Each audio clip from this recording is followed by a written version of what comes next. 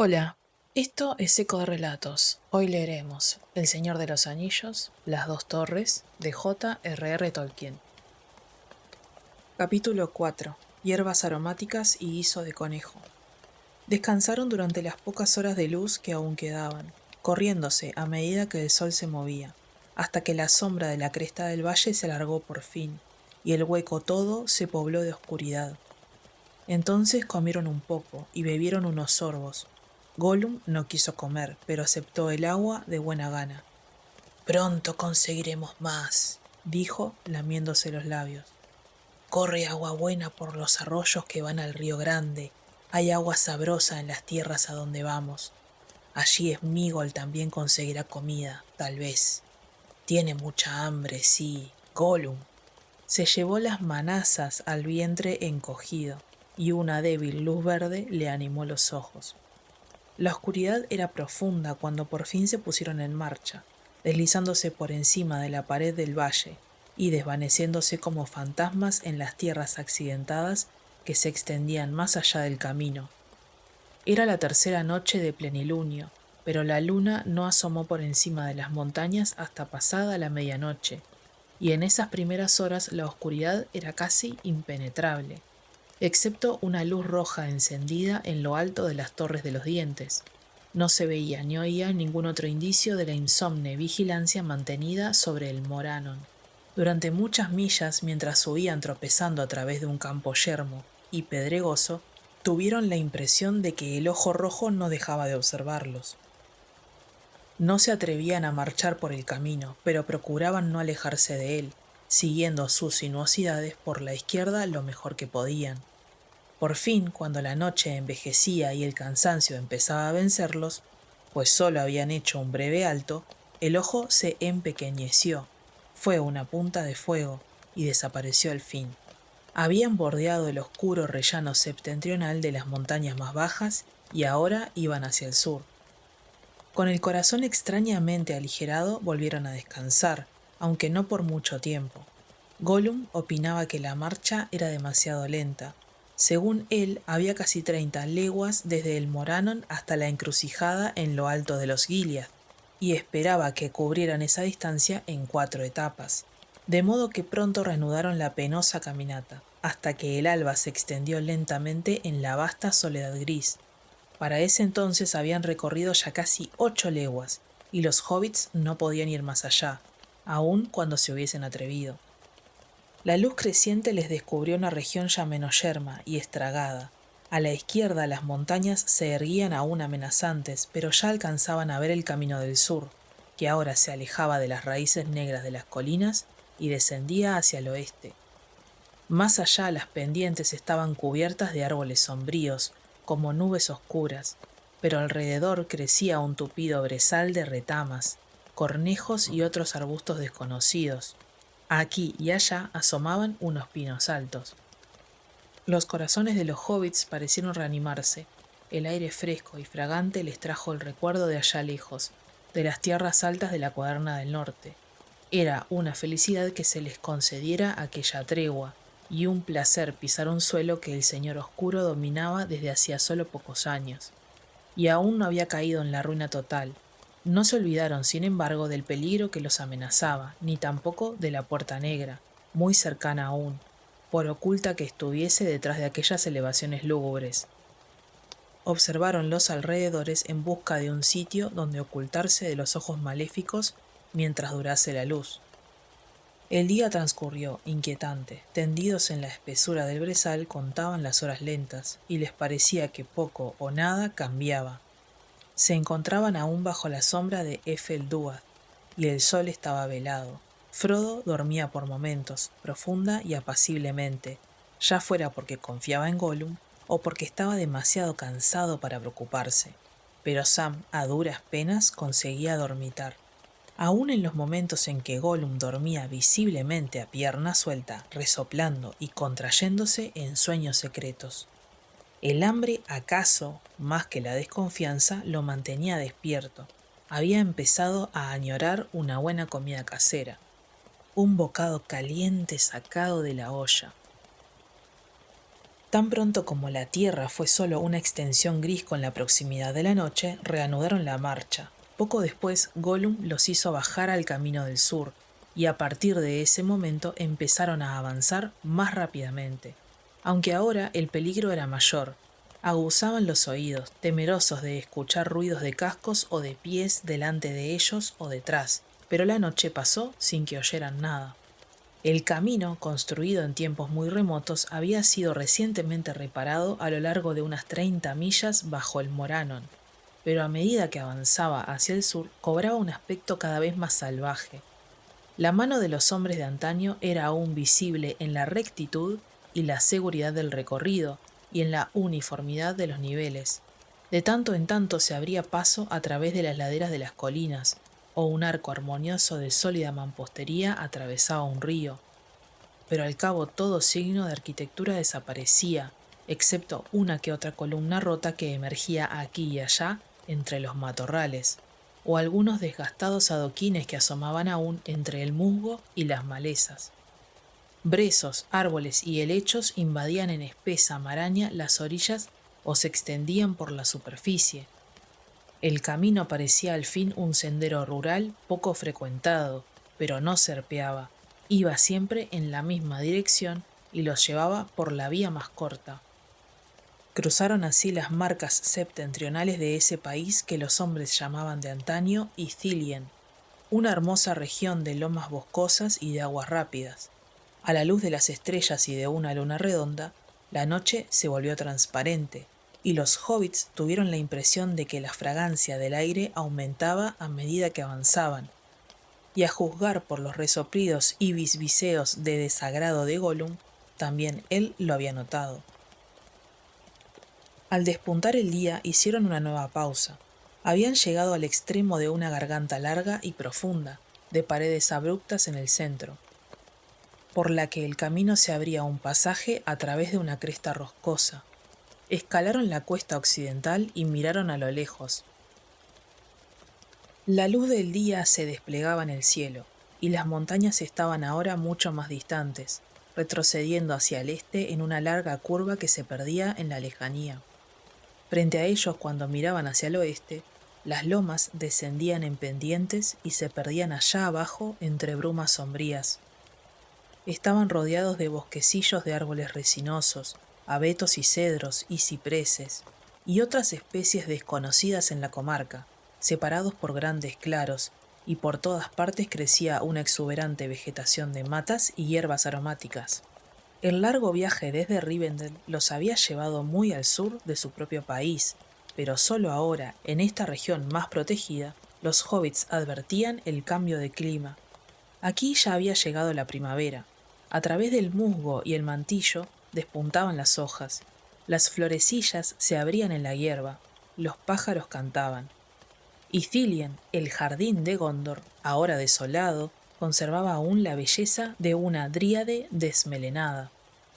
Al sur y al oeste miraba a los cálidos valles inferiores del Anduin, protegidos al este por el Ephel Duat, aunque no todavía bajo la sombra de la montaña, y reparados al norte por las Emin Muil, y abiertos a las brisas meridionales y a los vientos húmedos del mar lejano. Numerosos árboles crecían allí, plantados en tiempos remotos y envejecidos sin cuidados en medio de una legión de tumultuosos y despreocupados descendientes, y había montes y matorrales de tamariscos y terebintos espinosos, de olivos y laureles, y enebros y arrayanes. El tomillo crecía en matorrales, o unos tallos leñosos y rastreros tapizaban las piedras ocultas. Las salvias de todas las especies se adornaban de flores azules, encarnadas o verdes, y la mejorana y el perejil recién germinado, y una multitud de hierbas cuyas formas y fragancias escapaban a los conocimientos hortícolas de Sam. Las saxífragas y la jusbarba ocupaban ya las grutas y las paredes rocosas, las prímulas y las anémonas despertaban en la fronda de los avellanos, y los asfodelos y lirios sacudían las corolas semiabiertas sobre la hierba, una hierba de un verde lozano que crecía alrededor de las lagunas, en cuyas frescas oquedades se detenían los arroyos antes de ir a volcarse en el Anduin. Volviendo la espalda al camino, los viajeros bajaron la pendiente. Mientras avanzaban abriéndose paso a través de los matorrales y los pastos altos, una fragancia dulce embalsamaba el aire. Gollum tosía y jadeaba, pero los hobbits respiraban a pleno pulmón, y de improviso Sam rompió a reír, no por simple chanza, sino de pura alegría. Siguiendo el curso rápido de un arroyo que descendía delante de ellos, llegaron a una laguna de aguas transparentes, en una cuenca poco profunda. Ocupaba las ruinas de una antigua represa de piedra, cuyos bordes esculpidos estaban casi enteramente cubiertos de musgo y rosales silvestres. Lo rodeaban hileras de lirios esbeltos como espadas, y en la superficie oscura ligeramente encrespada flotaban las hojas de los nenúfares. Pero el agua era profunda y fresca, y en el otro extremo se derramaba suave e incesantemente por encima del borde de piedra. Allí se lavaron y bebieron hasta saciarse. Luego buscaron un sitio donde descansar y donde esconderse, pues el paraje, aunque hermoso y acogedor, no dejaba de ser un territorio del enemigo.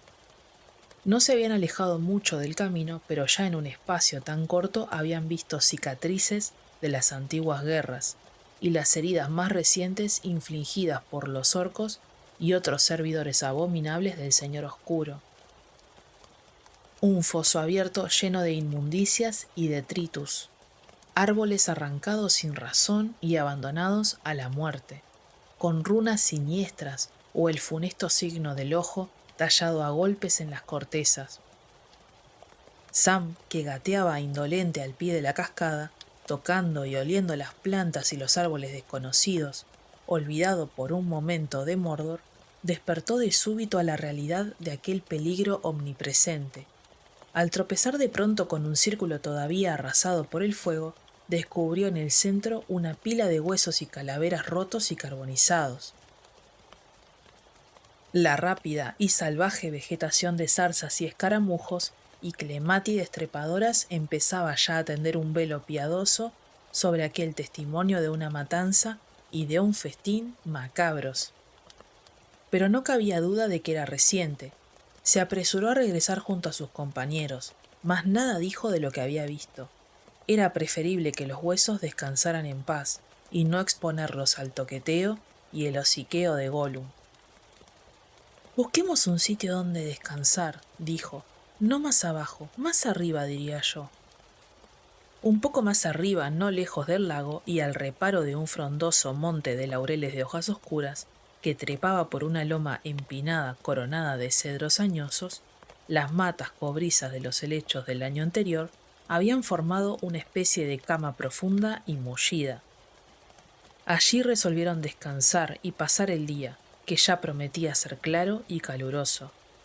Un día propicio para disfrutar, en camino, de los bosques y los claros de Ithilien. No obstante, si bien los orcos huían de la luz del sol, muchos eran los parajes donde podían esconderse para acecharlos, y muchos eran también los ojos malignos y avisores. Sauron tenía innumerables siervos. De todos modos, Gollum no aceptaría dar un paso bajo la mirada de la cara amarilla. Tan pronto como ésta asomara por detrás de las crestas sombrías de Efeldúath, se enroscaría, desfalleciente, aplastado por la luz y el calor. Durante la caminata, Sam había estado pensando seriamente en la comida. Ahora que la desesperación de la puerta infranqueable había quedado atrás, no se sentía tan inclinado como su amo a no preocuparse por el problema hasta después de haber llevado a cabo la misión.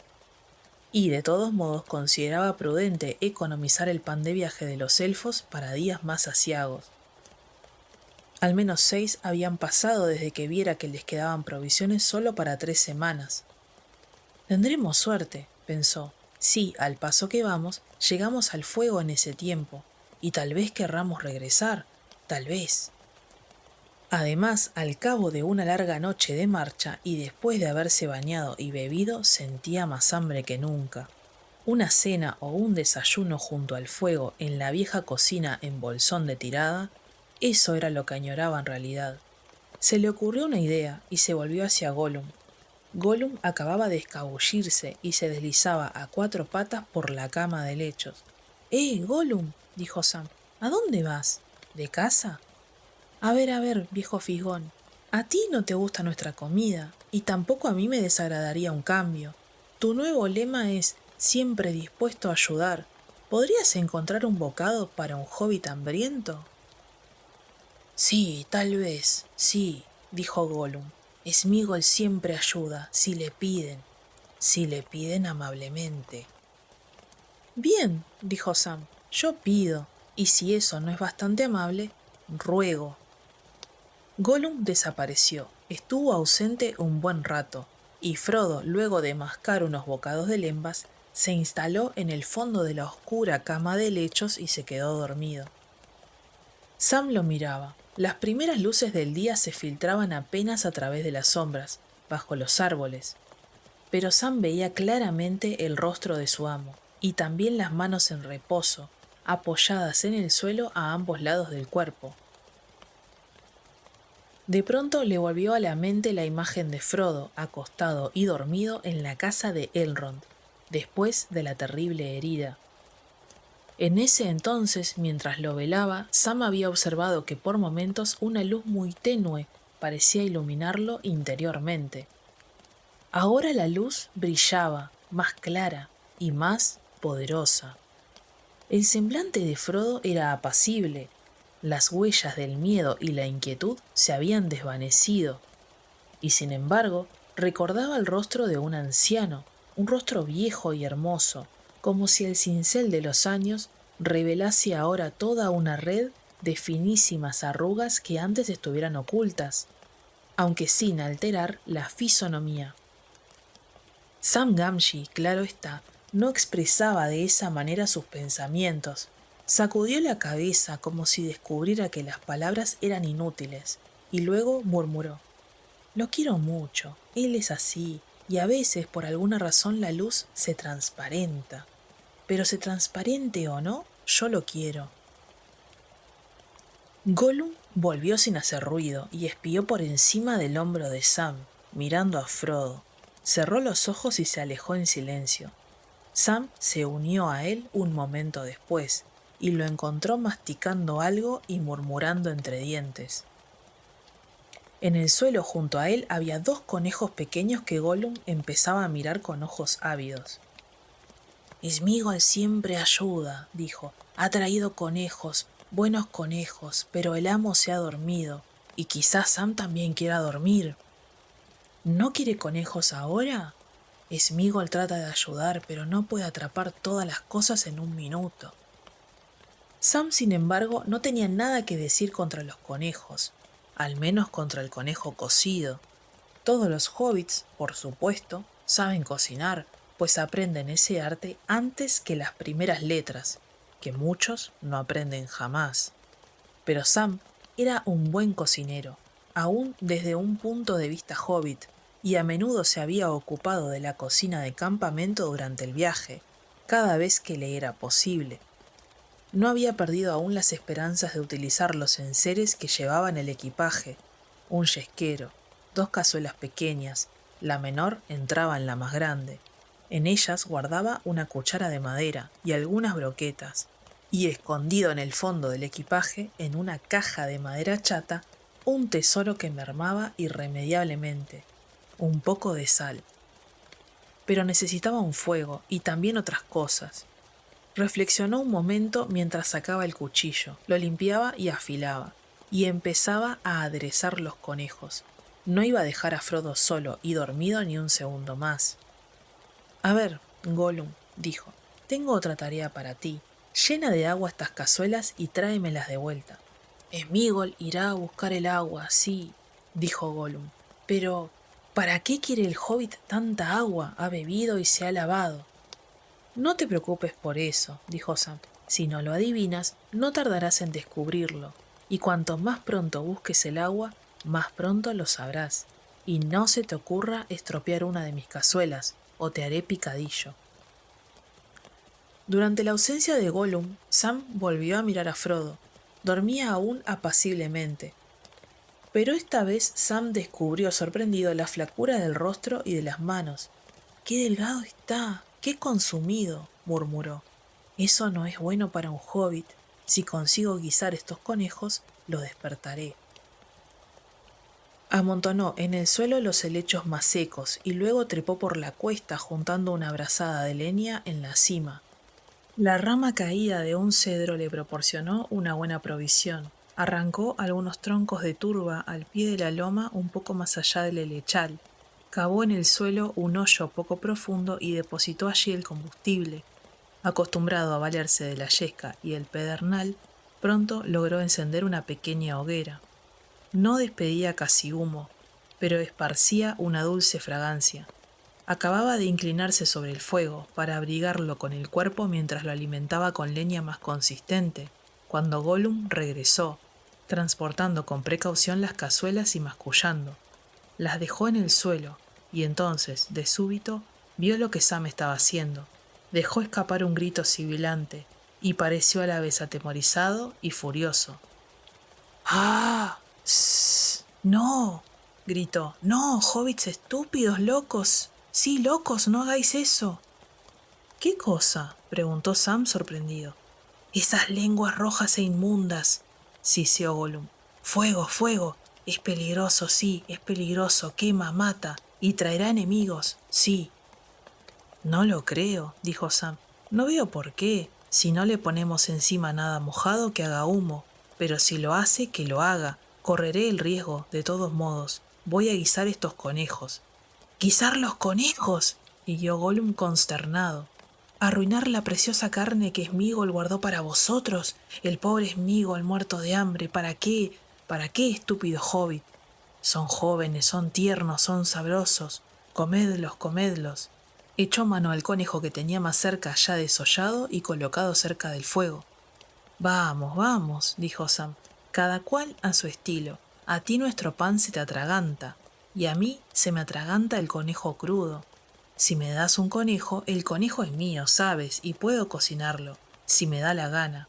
Y me da, no hace falta que me mires, ve a cazar otro y cómelo a tu gusto, lejos de aquí y fuera de mi vista.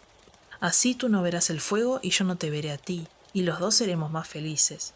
Cuidaré de que el fuego no eche humo, si eso te tranquiliza. Gollum se alejó mascullando y desapareció entre los helechos. Sam se afanó sobre sus cacerolas. Lo que un hobbit necesita para aderezar el conejo, se dijo, son algunas hierbas y raíces, especialmente patatas. De pan ni hablemos. Hierbas podremos conseguir, me parece. Gollum, llamó en voz baja. La tercera es la vencida. Necesito algunas hierbas. La cabeza de Gollum asomó entre los helechos, pero la expresión no era ni servicial ni amistosa. Algunas hojas de laurel y un poco de tomillo y salvia que me bastarán. Antes que empiece a hervir el agua, dijo Sam. No, dijo Gollum. Sméagol no está contento, y a Sméagol no le gustan las hierbas hediondas. Él no come hierbas ni raíces, no a menos que esté famélico o muy enfermo. Pobre Sméagol. Sméagol irá a parar al agua bien caliente cuando empiece a hervir, si no hace lo que se le pide, gruñó Sam. Sam lo meterá en la olla, sí, mi tesoro.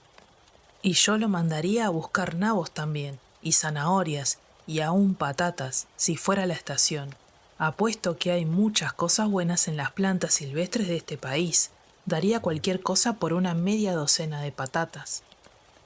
Sméagol no irá, oh no, mi tesoro, esta vez no, siseó Gollum. Tiene miedo y está cansado, y este hobbit no es amable, no es nada amable. Sméagol no arrancará raíces y zanahorias y patatas. ¿Qué son las patatas, mi tesoro, ¿Qué son las patatas? Patatas, dijo Sam, la delicia del tío y un lastre raro y excelente para una panza vacía. Pero no encontrarás ninguna, no vale la pena que las busques. Pero sé el buen Sméagol y tráeme las hierbas y tendré mejor opinión de ti. Y más aún, si das vuelta a la hoja y no cambias de parecer, un día de estos guisaré para ti unas patatas. Sí, pescado frito con patatas fritas servidos por ese Gamgee. No podrás decir que no a eso. Sí, sí que podríamos. Arruinar buenos pescados y patatas, chamuscarlos. Dame ahora el pescado y guárdate las sucias patatas fritas. Oh, no tienes compostura, dijo Sam. Vete a dormir. En resumidas cuentas tuvo que ir él mismo a buscar lo que quería, pero no le fue preciso alejarse mucho, siempre a la vista del sitio donde descansaba Frodo, todavía dormido. Durante un rato Sam se sentó a esperar, canturreando, y cuidando el fuego hasta que el agua empezó a hervir. La luz del día creció, calentando el aire. El rocío se evaporó en la hierba y las hojas. Pronto los conejos desmenuzados burbujeaban en la cazuela, junto con el ramillete de hierbas aromáticas. Los dejó hervir cerca de una hora, pinchándolos de cuando en cuando con el tenedor y probando el caldo, y más de una vez estuvo a punto de quedarse dormido. Cuando le pareció que todo estaba listo, retiró las cazuelas del fuego y se acercó a Frodo en silencio. Frodo abrió a medias los ojos mientras Sam se inclinaba sobre él, y en este instante el sueño se quebró, otra dulce e irrecuperable visión de paz. Hola Sam, dijo, ¿no estás descansando? ¿Pasa algo malo? ¿Qué hora es? Unas 2 horas después del alba, dijo Sam, y casi las 8:30 de acuerdo con los relojes de la comarca, tal vez. Pero no pasa nada malo, aunque tampoco nada de lo que yo llamaría demasiado bueno. No hay provisiones, no hay cebollas, no hay patatas. He preparado un poco de guiso para usted y un poco de caldo, señor Frodo. Le sentará bien, tendrá que beberlo en el jarro o directamente de la olla cuando se haya enfriado un poco.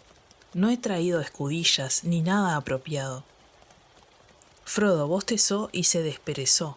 Tendrías que haber descansado, Sam, dijo, y encender un fuego en este paraje era peligroso, pero la verdad es que tengo hambre. Lo huelo desde aquí. ¿Qué has cocinado? Un regalo de Smigol, dijo Sam, un par de conejos jóvenes, aunque sospecho que ahora Gollum se ha arrepentido. Pero no hay nada con que acompañarlos excepto algunas hierbas. Sentados en el borde del helechal, Sam y Frodo comieron el guiso directamente de las cazuelas, compartiendo el viejo tenedor y la cuchara.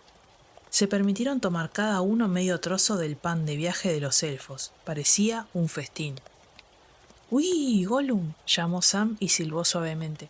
Ven aquí, aún estás a tiempo de cambiar de idea. Si quieres probar el guiso de conejo todavía queda un poco. No obtuvo respuesta. Oh, bueno, supongo que habrá ido a buscarse algo. Lo terminaremos. Y luego tendrás que dormir un rato, dijo Frodo. No se duerma usted mientras yo echo un sueño, señor Frodo.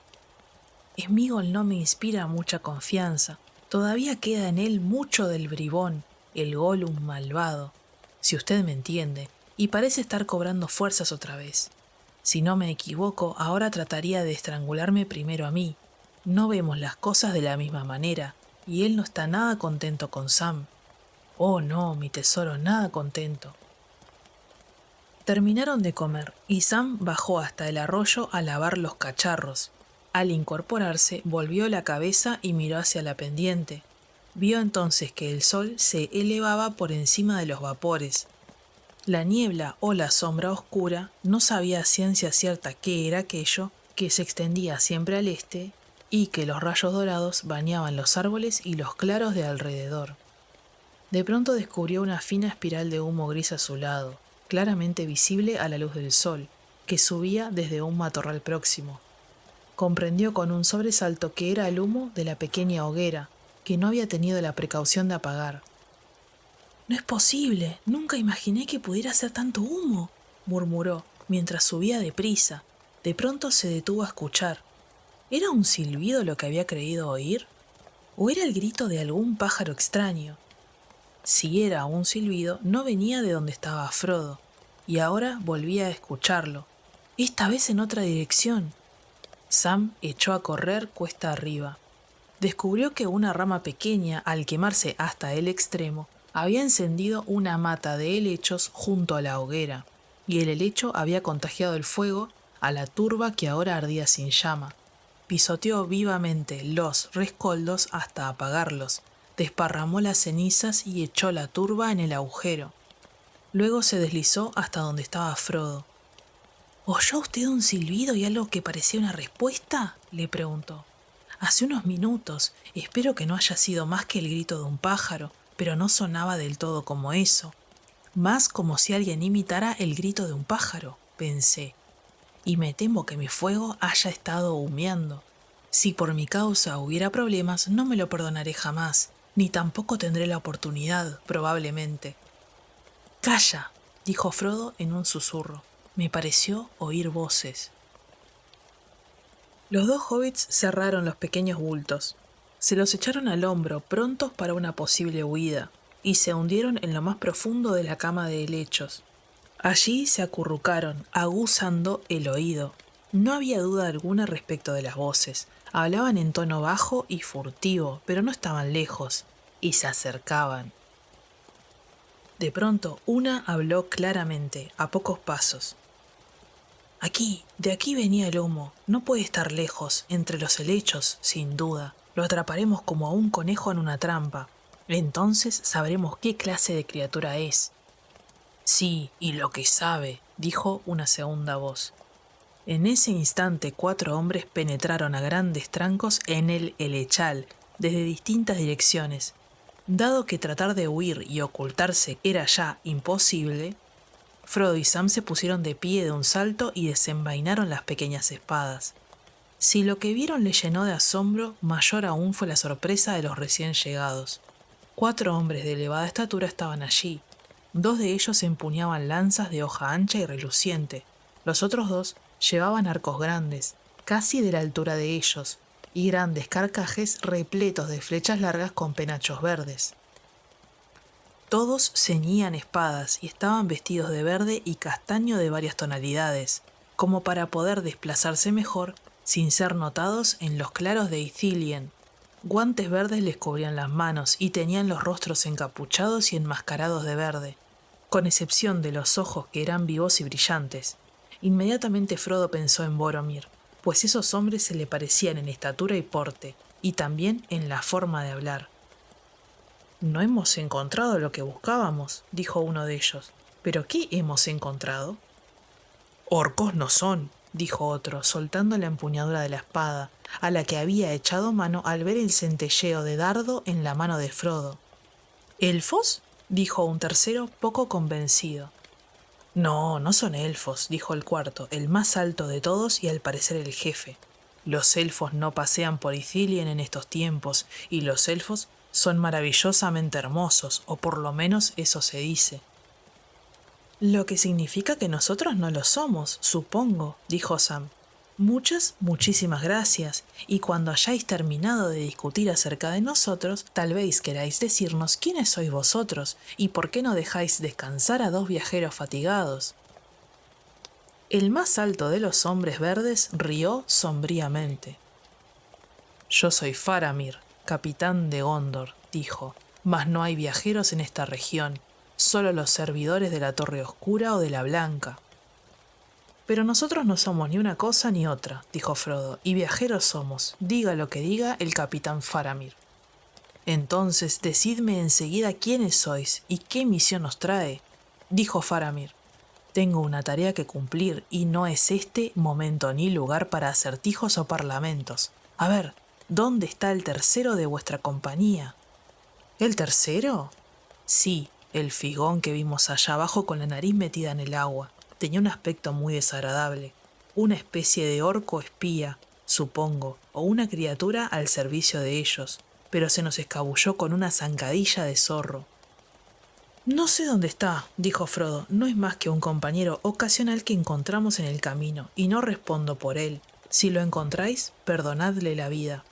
Traedlo o enviadlo a nosotros. No es otra cosa que una miserable criatura vagabunda, pero lo tengo por un tiempo bajo mi tutela. En cuanto a nosotros, somos hobbits de la comarca, muy lejos al norte y al oeste, más allá de numerosos ríos. Frodo, hijo de Drogo, es mi nombre, y el que está conmigo es Sam Sagaz, hijo de Hamfast, un honorable hobbit a mi servicio. Hemos venido hasta aquí por largos caminos, desde Rivendell o Imladris, como la llaman algunos». Faramir se sobresaltó al oír este nombre y escuchó con creciente atención.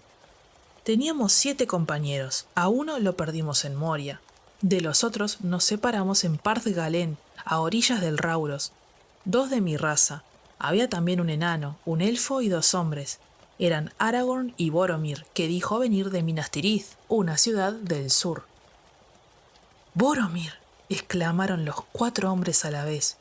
—¿Boromir, hijo del señor de Nethor? —dijo Faramir, y una expresión extraña y severa le cambió el rostro.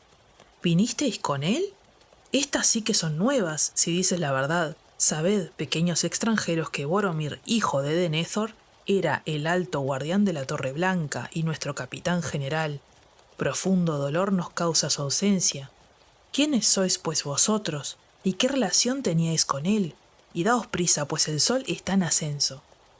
—¿Conocéis las palabras del enigma que Boromir llevó a Rivendell? —repitió Frodo. —Busca la espada quebrada, que está en Imladris. —Las palabras son conocidas, por cierto —dijo Faramir asombrado—, y es prueba de veracidad que tú también las conozcas. —Aragorn, a quien he nombrado, es el portador de la espada quebrada —dijo Frodo—, y nosotros somos los medianos de que hablaba el poema. —Eso lo veo —dijo Faramir pensativo—, o veo que podría ser. ¿Y qué es el daño de Isildur? —Está escondido —respondió Frodo—, sin duda aparecerá en el momento oportuno. —Necesitamos saber más de todo esto —dijo Faramir—, y conocer los motivos de ese largo viaje aun esté tan lejano, bajo las sombras de... Señaló con la mano sin pronunciar el nombre. —Mas no en este momento. Tenemos un trabajo entre manos. Estáis en peligro, y no habríais llegado muy lejos en este día, ni a través de los campos ni por el sendero.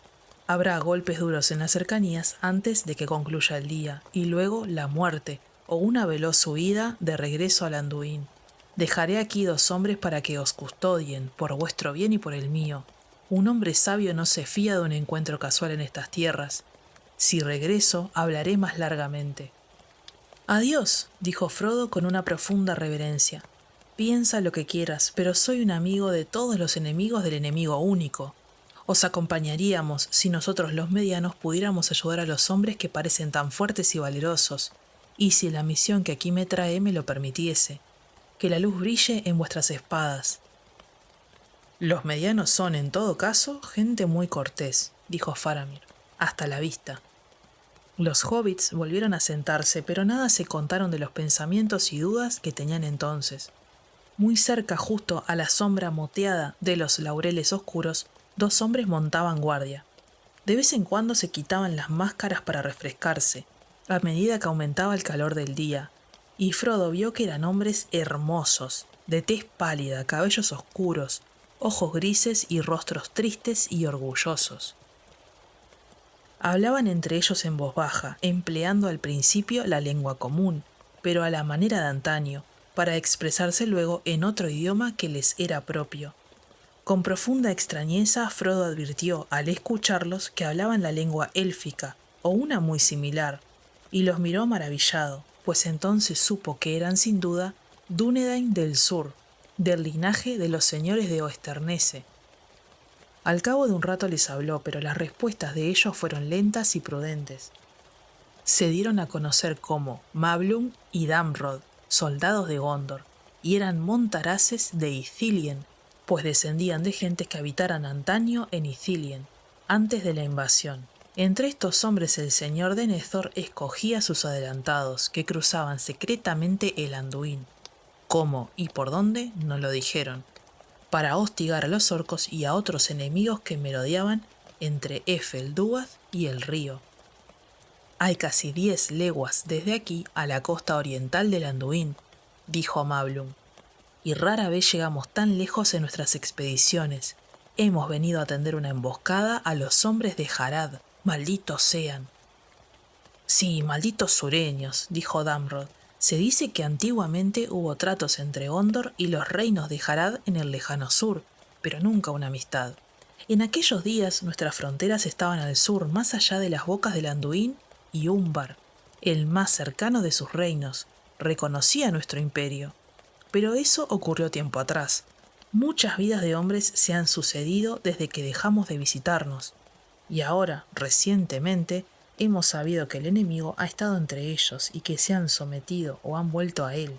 Siempre estuvieron prontos a obedecer, como lo hicieron tantos otros en el este. No hay duda de que los días de Gondor están condenados. Tal es la fuerza y la malicia que hay en él. Sin embargo, nosotros no vamos a quedarnos ociosos y permitirle que haga lo que quiera, dijo Mablung. Esos malditos sureños vienen ahora por los caminos antiguos a engrosar los ejércitos de la Torre Oscura. Sí, por los mismos caminos que creó el arte de Gondor. Y avanzan cada vez más despreocupados. Hemos sabido, seguros de que el poder del nuevo amo es suficientemente grande y que la simple sombra de esas colinas habrá de protegerlos. Nosotros venimos a enseñarles otra lección. Nos hemos enterado hace algunos días de que una hueste numerosa se encaminaba al norte. Según nuestras estimaciones, uno de los regimientos aparecerá aquí poco antes del mediodía, en el camino de allá arriba que pasa por la garganta. Puede que el camino la pase, pero ellos no pasarán. No mientras Faramir sea capitán. Él es quien conduce ahora todas las empresas peligrosas, pero un sortilegio le protege la vida, o tal vez el destino se la reserva para algún otro fin. La conversación se extinguió en un silencio expectante. Todo parecía inmóvil, atento. Sam, acurrucado en el borde del helechal, espió asomando la cabeza. Los ojos penetrantes del hobbit vieron más hombres en las cercanías. Los veía subir furtivamente por las cuestas, de uno, en largas columnas, manteniéndose siempre a la sombra de los bosquecillos, o arrastrándose, apenas visibles en las ropas pardas y verdes, a través de la hierba y los matorrales. Todos estaban encapuchados y enmascarados, y llevaban las manos enguantadas, e iban armados como Faramir y sus compañeros. Pronto todos pasaron y desaparecieron. El sol subía por el sur, las sombras se encogían. Me gustaría saber dónde anda ese malandrín de Gollum, pensó Sam, mientras regresaba gateando a una sombra más profunda. Corre el riesgo de que lo ensarten confundiéndolo con un orco, o de que lo hace la cara amarilla, pero imagino que sabrá cuidarse. Se echó al lado de Frodo y se quedó dormido. Despertó creyendo haber oído voces de cuernos. Se puso de pie. Era mediodía. Los guardias seguían alertas y tensos a la sombra de los árboles. De pronto, los cuernos sonaron otra vez, más poderosos y sin ninguna duda allá arriba, por encima de la cresta de la loma. Sam creyó oír gritos y también clamores salvajes, pero apagados, como si vinieran de una caverna lejana. Luego, casi enseguida, un fragor de combate estalló muy cerca, justo encima del escondite de los hobbits. Oían claramente el tintineo del acero contra el acero, el choque metálico de las espadas sobre los yelmos de hierro, el golpe seco de las hojas sobre los escudos. Los hombres bramaban y aullaban, y una voz clara y fuerte gritaba: «¡Gondor! ¡Gondor!». «Suena como si un centenar de herreros golpearan juntos los yunques», le dijo Sam a Frodo. «No me gustaría tenerlos cerca». Pero el estrépito se acercaba. «¡Aquí vienen!», gritó Damrod. «Mirad, algunos de los sureños han conseguido escapar de la emboscada y ahora huyen del camino. Allá van, nuestros hombres los persiguen, con el capitán a la cabeza». Sam, dominado por la curiosidad, salió del escondite y se unió a los guardias. Subió gateando un trecho y se ocultó en la fronda espesa de un laurel. Por un momento alcanzó a ver unos hombres endrinos vestidos de rojo que corrían cuesta abajo a cierta distancia, perseguidos por guerreros de ropaje verde que saltaban tras ellos y los abatían en plena huida. Una espesa lluvia de flechas surcaba el aire. De pronto, un hombre se precipitó justo por encima del borde de la loma que le servía de reparo y se hundió a través del frágil ramaje de los arbustos, casi sobre ellos. Cayó de bruces en el helechal, a pocos pies de distancia. Unos penachos verdes le sobresalían del cuello, por debajo de la gola de oro. Tenía la túnica escarlata hecha jirones, la loriga de bronce rajada y deformada, las trenzas negras recamadas de oro empapadas de sangre. La mano morena aprisionaba aún la empuñadura de una espada rota. Era la primera vez que Sam veía una batalla de hombres contra hombres y no le gustó nada. Se alegró de no verle la cara al muerto. Se preguntó cómo se llamaría el hombre. ¿Y de dónde vendría? ¿Y si sería realmente malo de corazón? ¿O qué amenazas lo habrían arrastrado a esta larga marcha tan lejos de su tierra? ¿Y si no hubiera preferido en verdad quedarse allí en paz? Todos esos pensamientos le cruzaron por la mente y desaparecieron en menos de lo que dura un relámpago, pues en el preciso momento en que Mablung se adelantaba hacia el cuerpo, estalló una nueva algarabía, fuertes gritos y alaridos. En medio del estrépito, Sam oyó un mugido o una trompeta estridente, y luego unos golpes y rebotes sordos, como si grandes arietes batieran la tierra. ¡Cuidado, cuidado! Gritó Damrod a su compañero. ¡Ojalá el Valar lo desvíe! ¡Mumak! ¡Mumak! Asombrado y aterrorizado, pero con una felicidad que nunca olvidaría, Sam vio una mole enorme que irrumpía por entre los árboles y se precipitaba como una tromba pendiente abajo, grande como una casa, mucho más grande que una casa le pareció, una montaña gris en movimiento. El miedo y el asombro quizá le agrandaban a los ojos del hobbit, pero el Mumak de Harad era en verdad una bestia de vastas proporciones, y ninguna que se le parezca se pasea en estos tiempos por la Tierra Media, y los congéneres que viven hoy no son más que una sombra de aquella corpulencia y aquella majestad. Y corría en línea recta hacia los espectadores, y de pronto, justo a tiempo, se desvió y pasó a pocos metros, estremeciendo la tierra, las patas grandes como árboles, las orejas enormes tendidas como velas, la larga trompa erguida como una serpiente lista para atacar, furibundos los ojillos rojos, los colmillos retorcidos como cuernos estaban envueltos en bandas de oro y goteaban sangre. Los arreos de púrpura y oro le flotaban alrededor del cuerpo en desordenados andrajos. Sobre la grupa bamboleante llevaba las ruinas de lo que parecía ser una verdadera torre de guerra, destrozada en furiosa carrera a través de los bosques, y en lo alto, aferrado aún desesperadamente al pescuezo de la bestia, una figura diminuta, el cuerpo de un poderoso guerrero, un gigante entre los endrinos. Ciega de cólera, la gran bestia se precipitó con un ruido de trueno a través del agua y la espesura. Las flechas rebotaban y se quebraban contra el cuero triple de los flancos. Los hombres de ambos bandos huían despavoridos, pero la bestia alcanzaba a muchos y los aplastaba contra el suelo. Pronto se perdió de vista, siempre trompeteando y pisoteando con fuerza en la lejanía. ¿Qué fue de ella? Sam jamás lo supo. Si había escapado para vagabundear durante un tiempo por las regiones salvajes, hasta perecer lejos de su tierra, o atrapada en algún pozo profundo, o si había continuado aquella carrera desenfrenada hasta zambullirse al fin en el río Grande y desaparecer bajo el agua. Sam respiró profundamente. «Era un olifante», dijo. «De modo que los olifantes existen y yo he visto uno. ¡Qué vida!» Pero nadie en la Tierra Media me lo creerá jamás. Bueno, si esto ha terminado, me echaré un sueño. «Duerme mientras puedas», le dijo Mablung. «Pero el capitán volverá, si no está herido, y partiremos en cuanto llegue. Pronto nos perseguirán, no bien las nuevas del combate lleguen a oídos del enemigo, y eso no tardará». «Partid en silencio cuando sea la hora», dijo Sam. «No es necesario que perturbéis mi sueño. He caminado la noche entera». Mablung se echó a reír. «No creo que el capitán te abandone aquí, maese Sam sagaz», dijo, «pero ya lo verás tú mismo».